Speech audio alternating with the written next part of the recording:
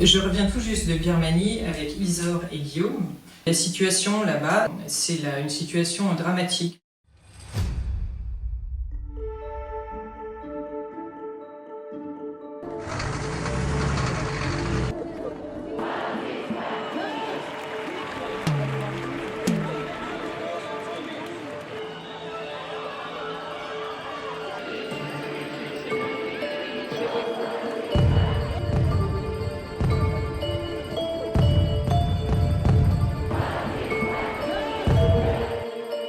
Conflit, ça veut dire déplacement de population. Il y a 1,4 million de personnes dans tout le pays qui ont quitté leur village, soit parce qu'ils ont été brûlés, soit parce qu'il y a eu des bombardements aériens.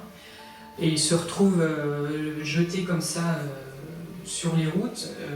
Ils se retrouvent en camp déplacés ou alors dans la forêt. Par exemple, dans le sud de la Birmanie, il y a beaucoup de personnes qui vivent dans la forêt.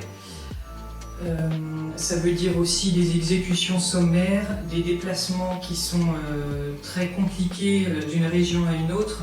Les personnes qu'on a rencontrées nous disaient que d'ici la fin de l'année 2023, les conflits allaient s'intensifier parce que les deux côtés ils veulent en finir. Donc ça crée un grand climat d'insécurité pour la population. On voit l'arrivée de réseaux de grand banditisme. La drogue, le trafic de drogue qui était déjà assez important, qui a repris encore plus. Et en termes économiques, c'est vrai que la situation est dramatique aussi parce qu'il y a une augmentation très forte des prix. Ça a doublé, voire triplé. Il y a plus d'1 million de personnes qui se sont retrouvées sans emploi. C'était la première fois que j'y allais et j'ai vraiment eu l'impression d'être accueillie comme une vieille amie.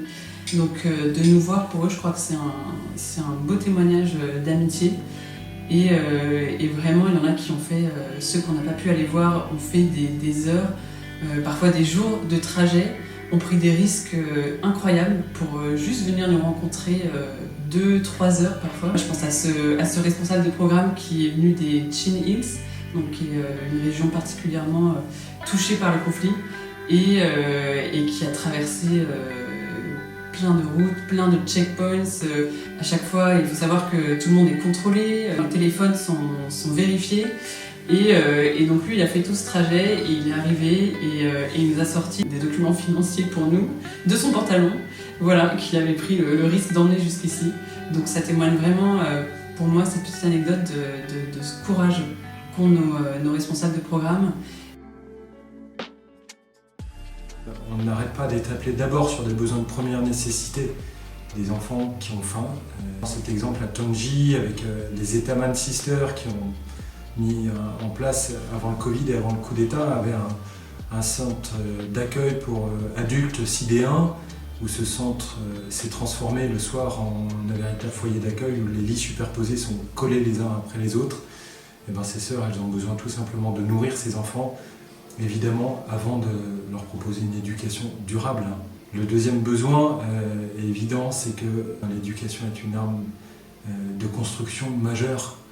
En parallèle, il y a des initiatives d'écoles privées qui ont vu le jour. Dans toutes les zones de conflit, se sont mis en place des écoles dites informelles, mais qui sont interdites par les militaires, donc ça reste dangereux aussi d'étudier. Situation qui peut paraître apocalyptique, et pourtant tous les responsables que nous avons rencontrés nous disent on ne se pose pas la question de notre propre peur ou de la mort, on se pose la question de faire notre mission et de servir les plus fragiles.